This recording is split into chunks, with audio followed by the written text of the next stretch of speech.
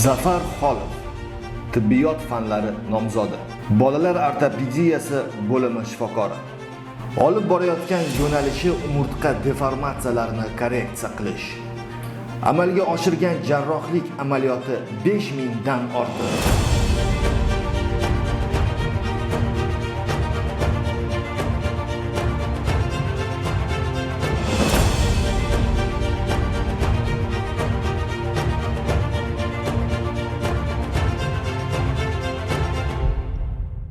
Skolioz kasalligi bu qanday kasallik? Skolioz kasalligi bu umurtqa pog'onasini yon tarafga, eshig'iga, oldiga yoki orqaga eshig'larning kuchayishi yoki kamayishi va umurtqa pog'onasini tanalarini orasidagi rotatsiyasi bilan bog'liq bo'lgan kasallik bo'lib, bu pog'onasini og'ir deformatsiyalarga olib keladigan kasallik hisoblanadi.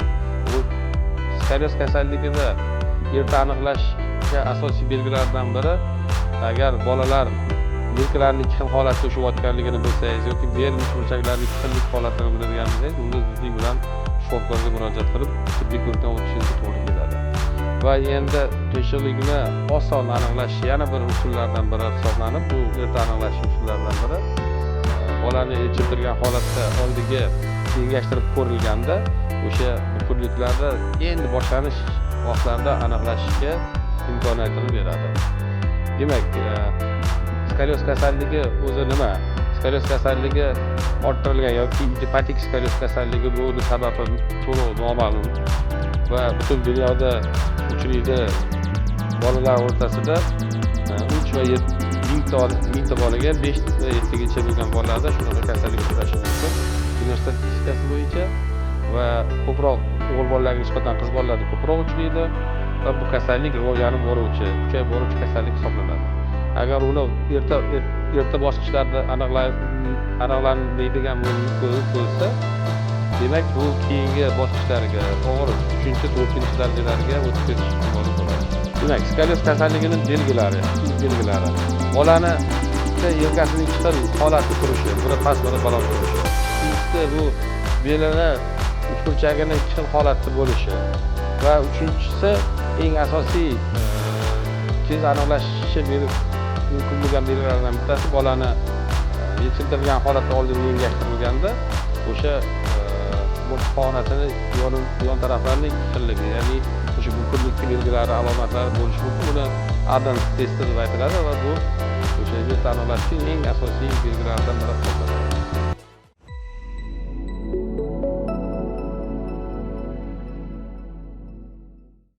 Mehrdaryo o'zbegim ahliga assalomu alaykum deymiz. Inson qadri loyihasi bilan har doimgidek xizmatingizda Kamina Murod Saidzood, Respublika Travmatologiya va ortopediya ilmiy-amaliy tibbiyot markazida amalga oshirilayotgan barcha islohotlar va zamonaviy yuqori texnologik jarrohlik amaliyotlarini faqatgina yoshlar telekanalining Inson qadri loyihasi orqali sizlarga taqdim etib kelmoqdamiz va kelgusida ham sizlarga aynan travmatologiya va ortopediya sohasiga doir bo'lgan barcha islohotlarni havola etib boramiz.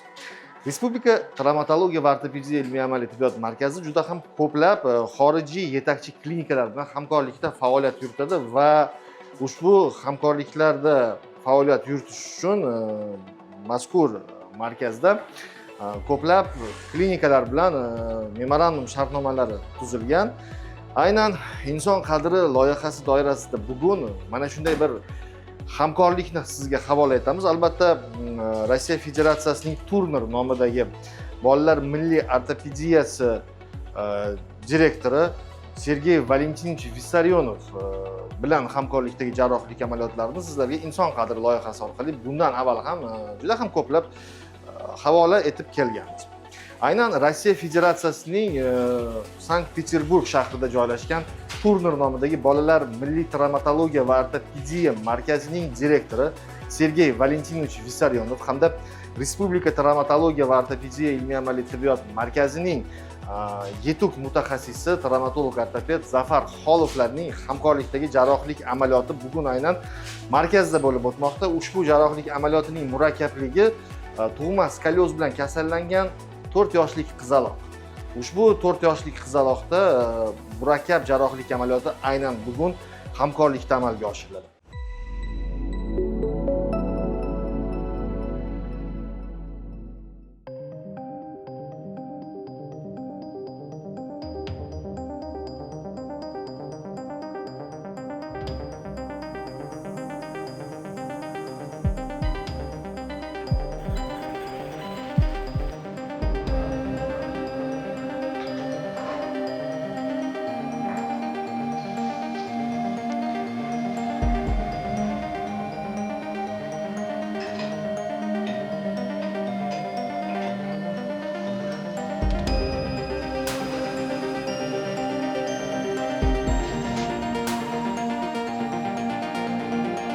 umuman skolyoz kasalligi bilan kasallangan 4 yoshli qizaloq jarroh boshlanish.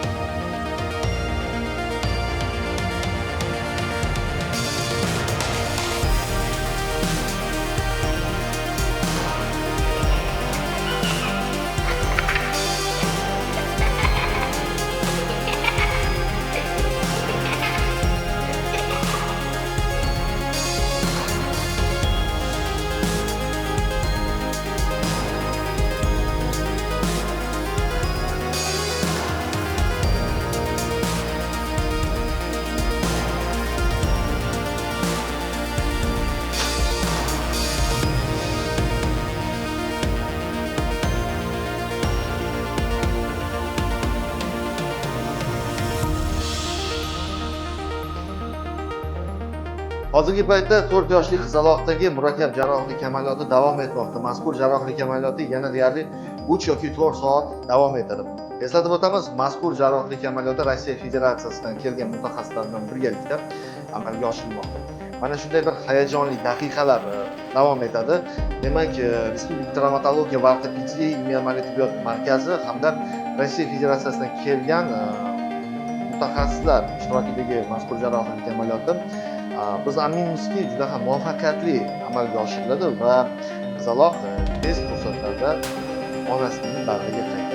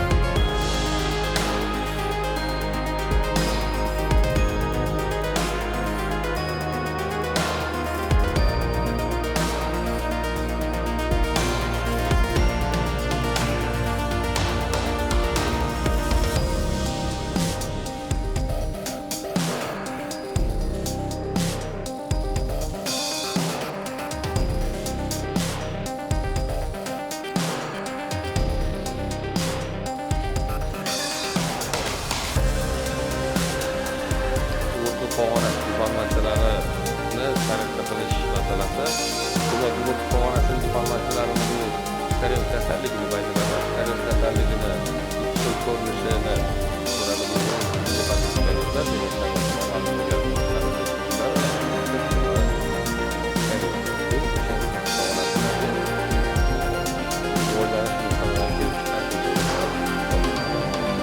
birinchi avvalgi pog'onasini sabab bo'lgan bo'lgan demak, o'zimizda ma'lumki sababi noma'lum. Bu kasallik bolalik o'smirlik yoshida rivojlanishga boshlaydi va bola bo'lgan sari kasalliklar rivojlanib boradi. Afsuski, o'z vaqtida oldini olinmasa, o'z vaqtida o'z vaqtidan chiqib bo'lsa, qachonki kasallik ko'pincha darajada demak operatsiyadan oshib ketgan paytlarda ular uni korreksiya qilish, ya'ni operativ davolash haqida gapirishga majbur bo'ladi. Va bu jarrohlik amaliyoti qanday bajariladi? Demak, bu jarrohlik amaliyotida o'sha umurtqa pog'onasi bo'ylab umurtqa pog'onasi ochiladi va o'sha qiyshayganlik darajasiga qarab, qaysi segmentda qanaqa qiyshayganligiga qarab turib kerakli transpedikulyar vintlar bilan o'rnatilib va umurtqani qiyshiqlik darajasiga qarab turib shuni korreksiya qilib stерженlama mahkamlab qo'yiladi. Demak, bu operatsiya jarrohlik amaliyotidan keyin biza 1 yilgacha bo'lgan vaqtda rejimda o'zini ehtiyot qilib ortopedik rejim saqlab yurishni bemorlarga tavsiya qilamiz. Masalan, o'sha operatsiyani hajmiga qarab turib 1 oy, 2 oy yoki 3 oygacha o'tirmaslikka tavsiya beramiz. Og'ir yuk ko'tarmasligini tavsiya beramiz.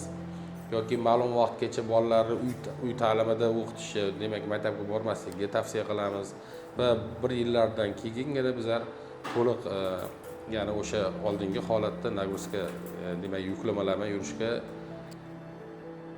tavsiya beramiz. Umurtqa pog'onasida uchraydigan deformatsiya faqat tug'ma deformatsiyalarga haqida endi gaplashib o'tiradigan bo'lsak, umurtqa pog'onasini umurtqalarini shakllanishini buzilishi yoki segmentatsiyasini buzilishi natijasida kelib chiqadigan kasallik hisoblanadi. Bu tug'ma skoliozlarni farqli jihati demak bular bola tug'ilgandan o'zi ma'lum bo'lgan bo'ladi va deformatsiyaning kuchliligiga qarab erta aniqlash imkoniyati bo'ladi. Masalan, bolada tug'ilgandan vujud deformatsiyalar paydo bo'lgan bo'lishi mumkin. Va bu o'sha umurtqa pog'onasini qiyshiqligiga sabab bo'lib turgan o'sha anomal umurtqalar, demak yaxshi rivojlanmagan umurtqa pog'onalari sabab bo'ladi. Bunaqa paytda qancha voqlik jarrohlik amaliyotiga borilsa bo'ladi, shunchalik voqli demak tiklanish jarayoniga ketadi. Demak, bu yarim umurtqa bilan kasallangan, yarim umurtqa bilan tug'ilgan bolalarda umurtqa pog'onasining deformatsiyasi kuchayib ketmasdan oldin aniqlab va shu yarimta umurtqani rezeksiya qilish va o'sha umurtqa pog'onasining o'qini to'g'rilab qo'yish amaliyoti haqida bizlar tavsiya beramiz. Bu paytda o'sha qancha vaqtli aniqlansa, qancha vaqtli o'sha davolash usullari boshlanadigan bo'lsa, shuncha amaliyotda natijasi ham yaxshi bo'ladi.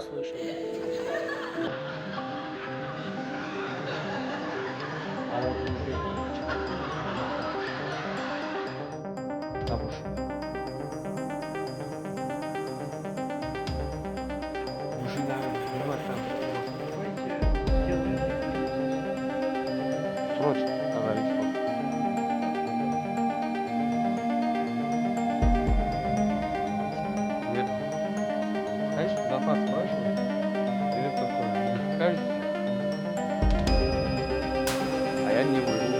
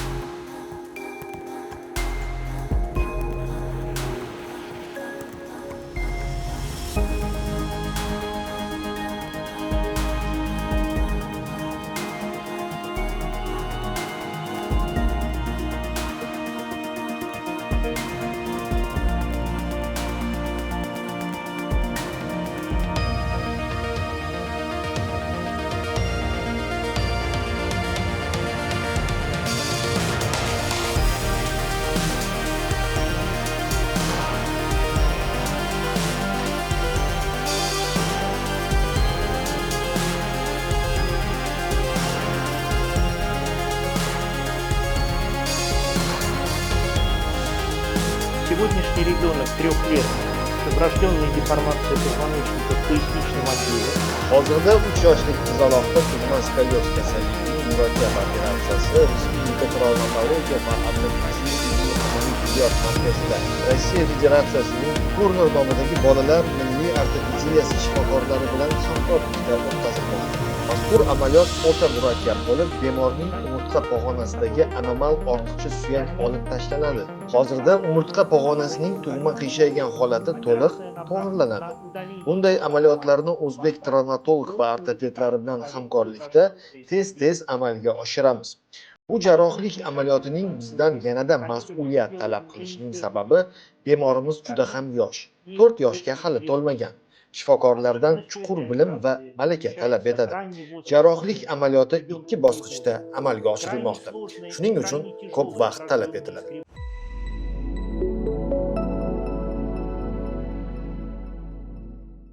Inson qadri loyihasining bugungi sonida tug'ma skolyoz bilan kasallangan 4 yoshlik qizaloqning jarrohlik amaliyotini sizlarga havola etdik. Albatta jarrohlik amaliyoti juda ham muvaffaqiyatli amalga oshirildi va qizaloqimiz tez fursatda oyoqqa turib, ota-onasining bag'riga qaytadi. Va albatta bunday chiroyli, go'zal amallarni qilayotgan Respublika travmatologiya va ortopediya ilmiy amaliy tibbiyot markazining travmatolog va ortopedlariga hech qachon qo'lingiz dard ko'rmasin deymiz. Agar sizlarda ko'rsatuvimizning mazkur soniga doir savollaringiz bo'lsa, hozirda ekranlarda ko'rib turgan bizning ijtimoiy tarmoqdagi manzillarga o'z savollaringizni yo'llang. Xizmatingizda Kamina Murod Saidzod bo'ldi. Yaxshilikda ko'rishguncha.